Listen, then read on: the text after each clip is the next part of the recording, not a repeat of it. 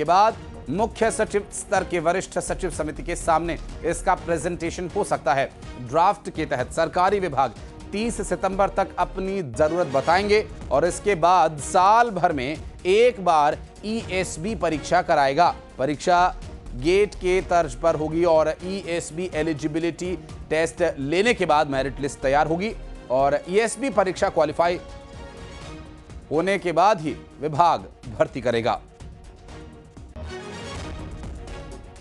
तो शासन स्तर पर ड्राफ्ट लगभग तैयार हो चुका है और दिवाली के बाद प्रेजेंटेशन होना है। 30 सितंबर तक विभाग ईएसबी साल भर में एक परीक्षा भी करवाएगा।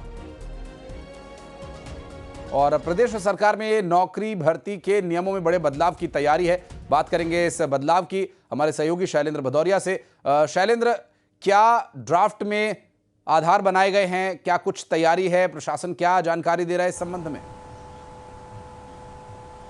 देखिए, बिल्कुल मैं आपको बता दूं आशीष कि मध्य प्रदेश में अलग अलग विभागों की भर्तियों के लिए ईएसबी यानी इलेक्शन जो एम्प्लॉय सिलेक्शन बोर्ड है वो अलग अलग माह में परीक्षा कराता है, जिससे कहीं ना कहीं परीक्षार्थियों को भी परेशानी होती है और पूरे साल भर जो है ये परीक्षाओं का दौर चलता रहता है। और कई बार इस तरह की शिकायतें भी मिलती है कि ईएसबी की परीक्षा हुई, उसमें कुछ गड़बड़ियां हो जाती है, भर्ती रोक दी जाती है। तो ऐसे में अब मध्य प्रदेश सरकार की तरफ से नया प्लान तैयार किया गया है कि सभी विभागों को पहले से ही सूचित कर दिया जाएगा कि 30 सितंबर तक वो अपने अपने विभागों में खाली पदों की जानकारी सरकार को देंगे कि उनके विभाग में इस स्तर के इतने पद खाली है और उसी आधार पर जो है वो गेट की तरह ईएसबी भी अब साल में एक बार परीक्षा कराएगा, एलिजिबिलिटी टेस्ट कराएगा। और एलिजिबिलिटी टेस्ट जो लोग पास होंगे वही केवल परीक्षा में जो है वो पार्टिसिपेट कर पाएंगे। तो देखिए, जो ये एलिजिबिलिटी टेस्ट के पीछे कारण यही है कि तमाम तरह के जो आवेदक है वो आवेदन कर देते हैं, बाद में लंबी छटनी होती है, तमाम तरह के आरोप प्रत्यारोप लगते हैं। तो ऐसे में जब एलिजिबिलिटी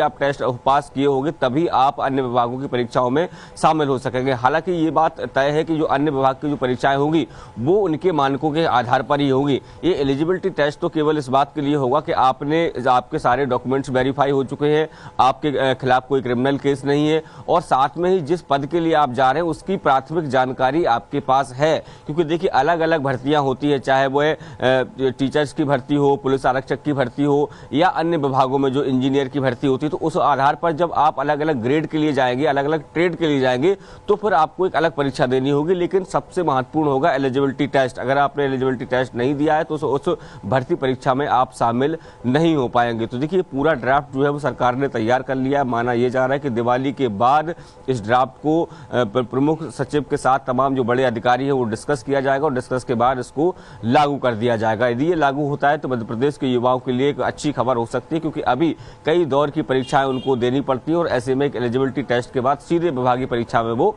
शामिल हो सकेंगे। जी, बहुत शुक्रिया आपका शैलेंद्र, इस पूरे मामले पर जानकारी देने के लिए। आगे डिटेल्स लेने के लिए फिर लौटेंगे आपके पास। बहुत शुक्रिया फिलहाल। और मुरैना से